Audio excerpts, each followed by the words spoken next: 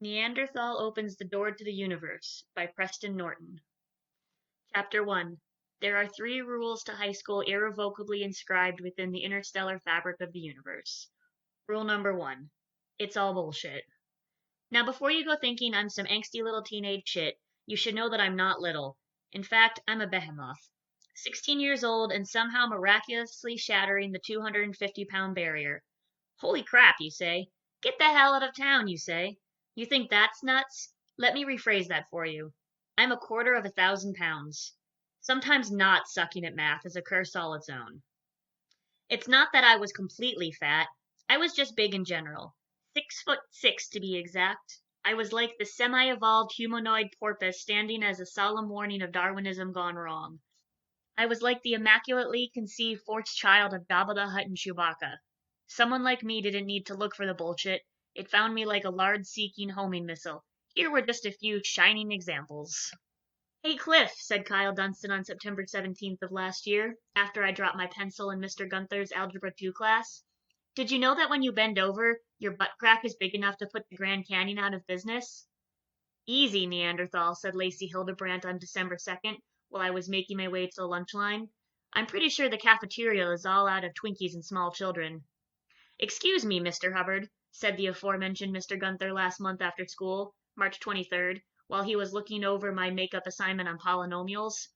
"Could you try not to sound like a jetliner when you breathe? I can't hear myself think." That was me, Clifford Hubbard, the Grand Canyon-assed, Twinkie and small children-eating, jetliner breather, known more commonly by the Happy Valley High School population as Neanderthal. This was all very pertinent to the second rule of high school. People suck. And not just the students, as Mr. Gunther so abundantly demonstrated. Everyone. Such as Vice Principal Swagley, who always eyed me like I was an escaped convict masquerading as a minor. Surely I just hid my orange jumpsuit in the woods, close to where I buried all the bodies. My guidance counselor, Mr. Gubler, who suggested the possibility of a career in sanitary engineering. Now, stereotypes aside, sanitary engineer equals garbage man.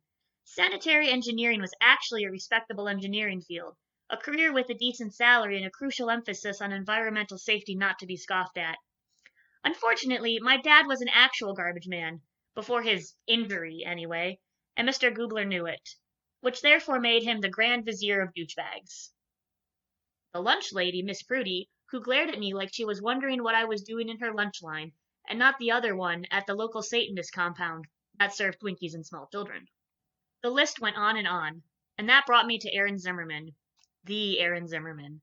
It wasn't that he was more or less douchey than anyone else. Really, his level of douchebaggery was rather average. He was simply the most popular douchebag at Happy Valley. I mean, let's face it, he was cool. How cool? Imagine that Ferris Bueller's Day Off was based on the real-life story of Aaron Zimmerman, this human being whose will the universe miraculously obeyed. Except instead of Matthew Broderick, Aaron would be played by this genetically engineered teenage clone hybrid of Brad Pitt and Tom Cruise. Quarterback? Check. 4.0 GPA? Check. But before the list happened, more on the list later, I'd only had one real encounter with Aaron Zimmerman.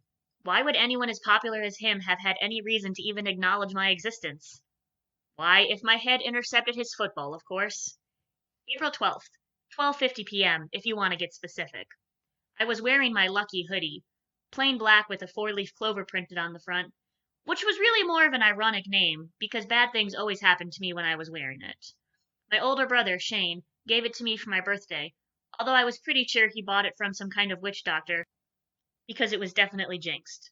There was a hole in the inner fabric of the front pocket that I liked to stick my right thumb in, ripping it just a little bigger each time. I couldn't help myself. A nervous tick, I suppose, when you're essentially wearing a Kismet time bomb. Meanwhile, Aaron was chucking said football across the crowded hall to his crony Kyle Dunstan, yes, of Grand Canyon-assed fame, the trajectory of which was well over everyone else's heads.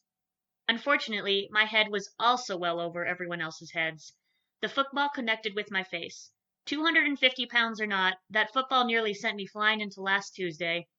But instead of shattering the space-time continuum, I merely collided into the nearest locker, leaving a perfect Neanderthal-shaped fossil imprint. For about 5 discombobulating seconds, I had no idea what had happened. My mental processing was going something like this. Ugh. Blah. was still prying myself out of the locker crater when Aaron mosesed his way through the crowded hall like it was the Red Sea. He extended a helping hand. I took it. "Whoa, are you okay?" he said, half laughing, half sounding like something resembling genuineness. "You really did a number on that locker." I was still struggling to operate the English language, so I just kept blinking, failing to grasp that ever elusive thing that we call reality. Aaron was smiling as he eyed the crushed locker, and in my befuddled state, it could have passed as a real smile. "Man, what do you eat for breakfast? Twinkies and small children?" I know I was big, and in the world we lived in, big usually equaled stupid. But I wasn't stupid. I had 3 realizations instantaneously. 1. That line was a Lacey Hildebrandt original. 2. Aaron Zimmerman had dated Lacey Hildebrandt. This might have seemed like a grand coincidence, but really it wasn't. Aaron was like James Bond. Always got the girl, never the STD. Or maybe he had all the STDs. Who knew? 3. During that brief relationship, the two of them had obviously had a great big laugh at Neanderthal, the Twinkie and small children eater. And that brings me to high school rule number 3. Fists speak louder than words. And that's the first chapter of Neanderthal Opens the Door to the Universe. To find out what happens next, go to the link in the description to check out the ebook through Overdrive from your Nashville Public Library.